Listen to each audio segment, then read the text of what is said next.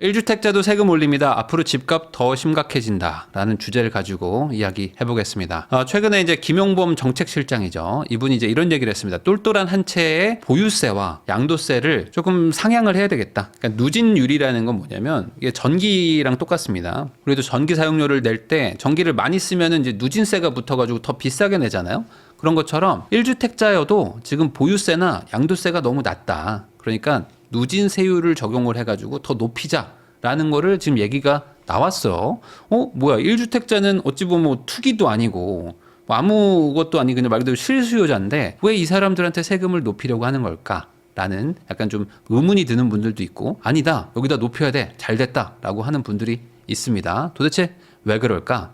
기본적으로 이런 개념이에요. 그러니까 비싼 집은 보유세를 더 내야 되는 거 아니냐 양도세도 더 내야 되는 거 아니냐 라는 개념을 이제 가지고 이제 정책을 이제 만드는 경우들이 있는데 우리나라 사람들은 이걸 되게 그게 맞지 않나? 라고 생각하는 경우들이 많습니다. 기본적으로 부자들은 세금을 더 내야지. 그리고 뭔가 많이 하면 뭐 세금을 더 내야지.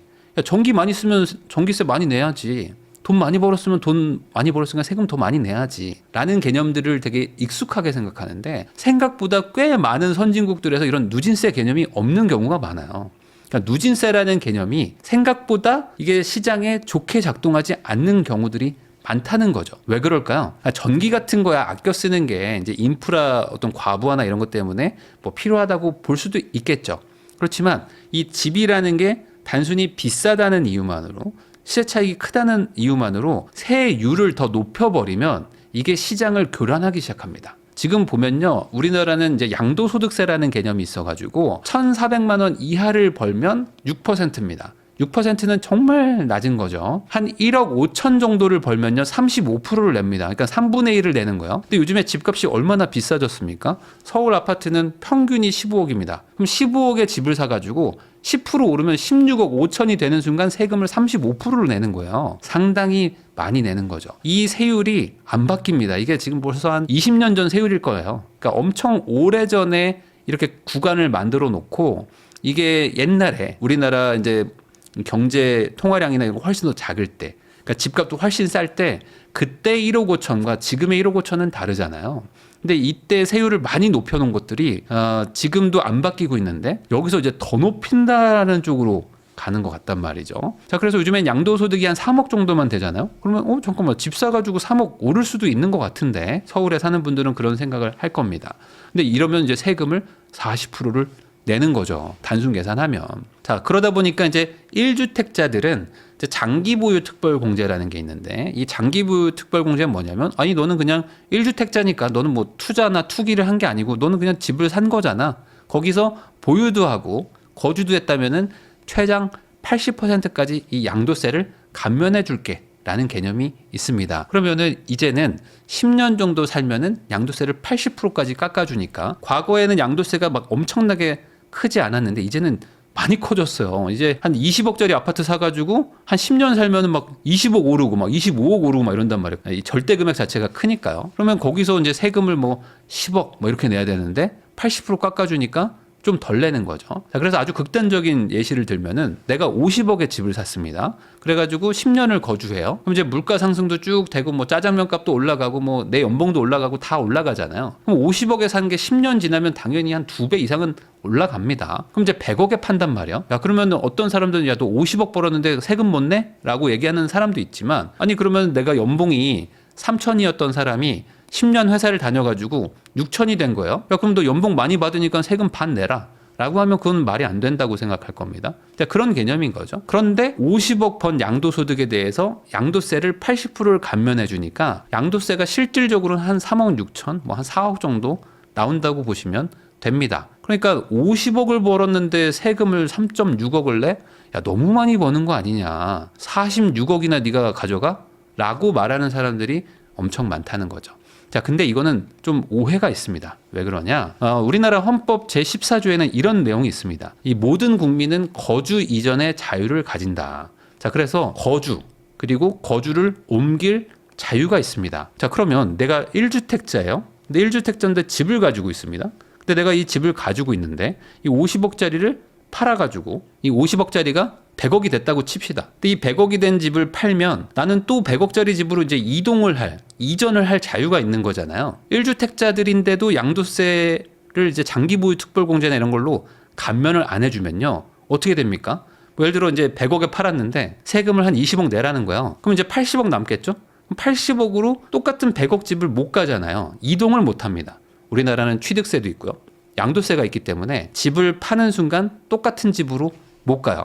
아주 극단적으로 내가 같은 단지에 살고 있는데 101동에 살다가 107동으로 이사를 못 가. 33평 살다가 25평으로 가야 되는 거예요. 그러니까 이게 헌법에도 맞지 않는 거란 말이죠. 10억짜리 집을 팔고 세금 내고 다시 그 집을 못 간다고 생각을 해보세요. 이게 막 100억 얘기라니까 아니 그럼 80억짜리 가면 되죠. 뭐 세금 내고 70억짜리 가면 되죠. 라고 얘기를 한단 말이에요. 그럼 이제 똑같은 논리로 이렇게 말을 하면 됩니다. 연봉을 1억이 딱 달성된 사람한테 그냥 한 세금 한 3천만 원 내시고 그냥 7천만 원으로 사세요. 라고 하면은 그런 분들이 막 화를 낼 겁니다. 아니 내가 뭐 1억인데 여기서 세금 3천만 원 내고 7천만 원으로 살라는 게 말이 되냐? 아니 그러지 마시고 그냥 세금 한 6천만 원 내시고 4천만 원 가지고 사세요.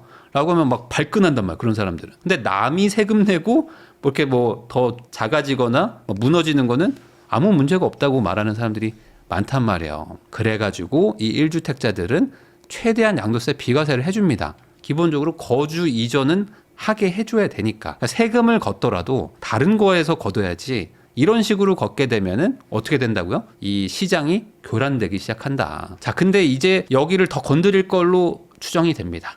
기본적으로 이게 2021년 6월 기사입니다. 장기 보유 특별공제 축소를 한번 예전에 시도를 했었습니다. 그래서 이게 지금 80%까지 깎아주는데 너무 과하다. 그래서 양도 차익이 만약에 20억 정도가 난다 그러면은 공제율을 50%로 낮추는 게 어떻겠느냐라고 예전에 한번 나왔었어요. 그러니까 기본적으로 여당은 양도세 비과세를 줄이려는 게 과거부터 어떤 일관된 방향이라고 보시면 됩니다. 자, 그러면 양도소득세가 이렇게 낮아지면 어떻게 되는 거예요? 이거를 정부가 원하는 메시지가 있을 텐데 그 메시지는 이렇게 해석이 되는 겁니다. 그러니까 장기 보유를 줄이라는 거는 오래 가지고 있지 말라는 메시지를 정부가 주는 거예요. 그럼 이게 주거 안정성과 또 이게 충돌되는 개념이거든요. 오랫동안 장기 보유하면서 장기 거주하세요. 이게 주거 안정의 개념인데 장기 보유 특별공제를 깎고 그 말은 뭐예요? 야, 오래 살지 말고 때 되면 적당히 팔고 가라? 왔다 갔다 해라? 라는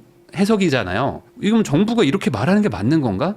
이거에 대해서는 좀 여러분들도 한번 생각해 볼 필요가 있습니다. 한 동네에서 오래 살지 마라. 적당하게 양도 차익 날 때마다 한 번씩 팔고 옮겨 라는 얘기를 하는 건데 애매하단 말이죠. 자, 그러다 보니까 이제 이런 얘기 하시는 분들도 있을 거예요. 아니 다주택자들한테 세금을 거둬야지 왜 1주택자인 나한테 세금을 거두려고 하냐 하면서 이제 요 내용 보고 뭐 화내시는 분들도 있을 텐데 이미 다주택자들은 세금을 많이 내고 있습니다. 자, 2주택은 지금 종부세 중과가 없지만 3주택부터는 종부세가 중과되고 있어요. 그러니까 이제 과세 표준이 25억이 넘어가면 종부세가 중과되기 때문에 뭐 체감을 못하는 분들도 있겠지만 기본적으로 우리나라는 다주택, 그러니까 주택을 여러 개를 가지고 있으면은 너는 세금을 더 내라. 그러니까 아니요, 저는 그냥 한 채 100억입니다. 그래, 그럼 넌 세금 내지 마. 저는 30억짜리 세 채면 야, 너는 그럼 세금 많이 내야지.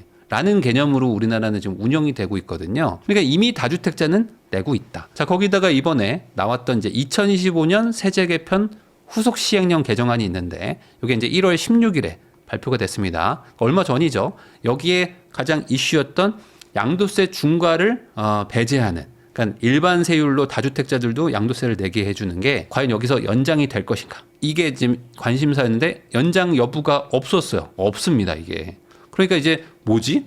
5월 9일이면은 양도세 중과 배제가 끝나는데 5월 9일 이후로는 다시 82.5% 양도세로 돌아가나?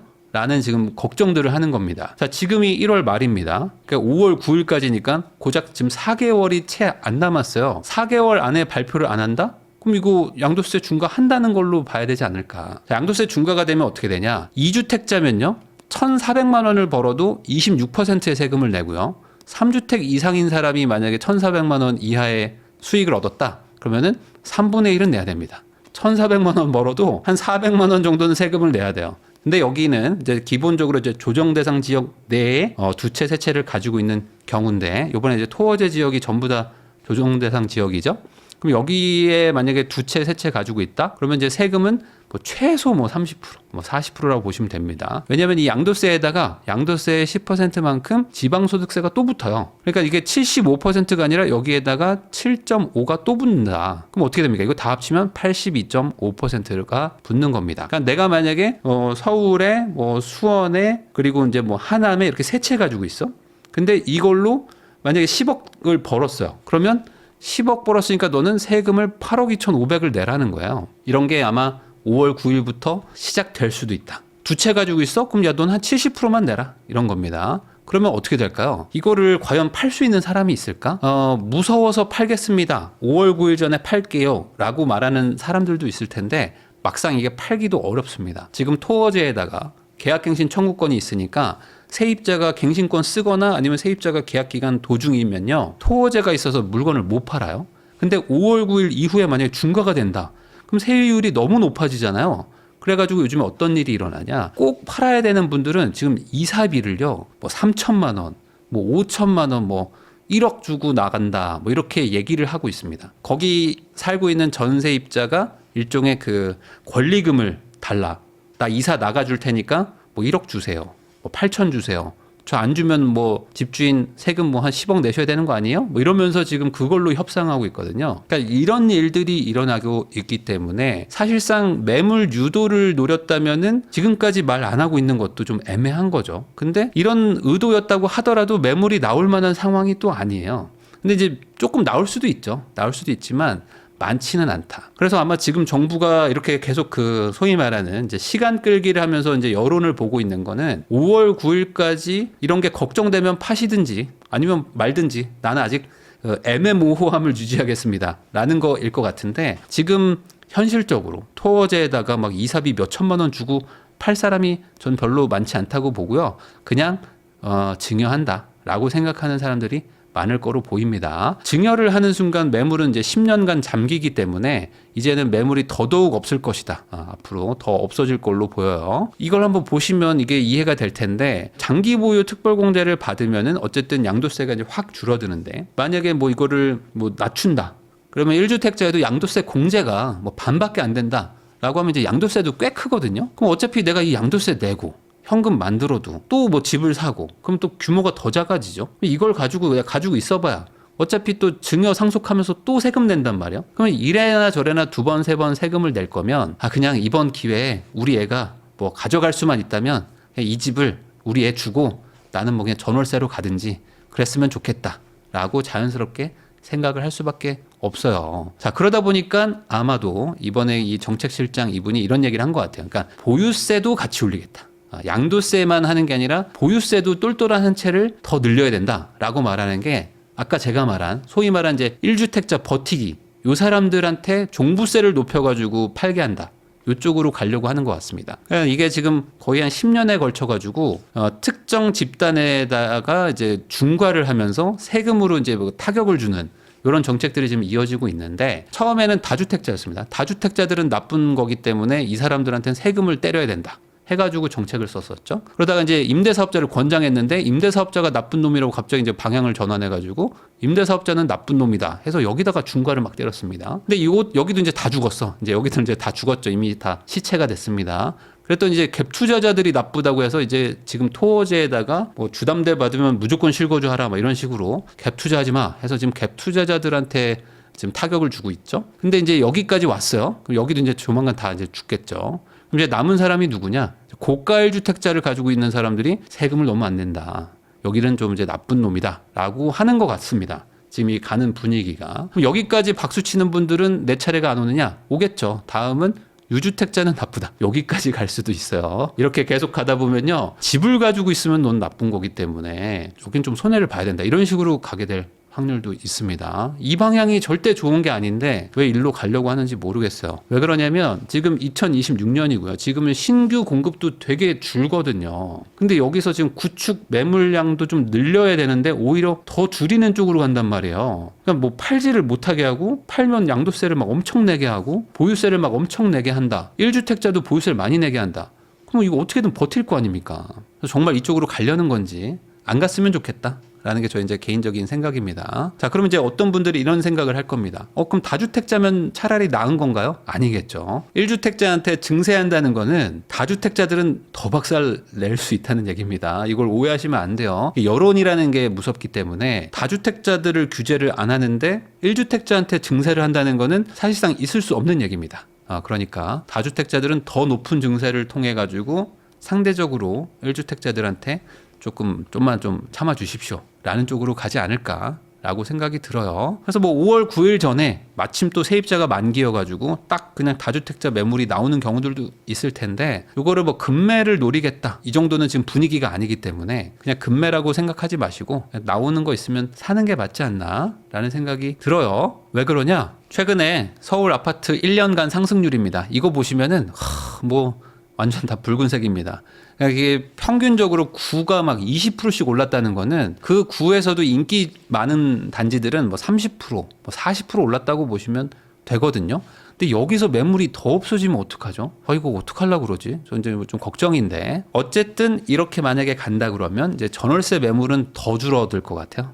더 줄고 어떻게든 내가 이제 실거주를 들어가 가지고 보유세 내면서 버티기를 하시든지 뭐 할 텐데, 왜냐면 이제 세입자가 있으면 또 팔질 못하니까. 그리고 또 양도세가 갑자기 뭐 중과가 될 수도 있고 뭐 알 수가 없단 말이에요. 그러니까 우선 들어가서 버티다가 정안되면은 뭐 대출 받아서 뭐 보유세 내면서 이제 뭐 버티기 들어가겠다 하는 수요로 갈 것 같아서, 인기 지역 같은 곳들은 정말 이제 전월세 대란 같은 게 일어날 수 있는데, 이거를 이제 어떤 방법으로 정부가 해결을 하려고 하는 건지 지금 가는 방향으로는 잘 예측이 안 돼요. 근데 이거를 뭐 공급으로 해결을 하려나? 어떻게 하죠? 공급을 당장 할 수가 없는데. 그래서 모르겠습니다. 어쨌든 뭐 가는 방향이 이쪽으로 가는 것 같아서 저도 한번 말씀을 드렸고, 추가 정책들이 나오면은 그걸로 또 업데이트를 해드릴게요.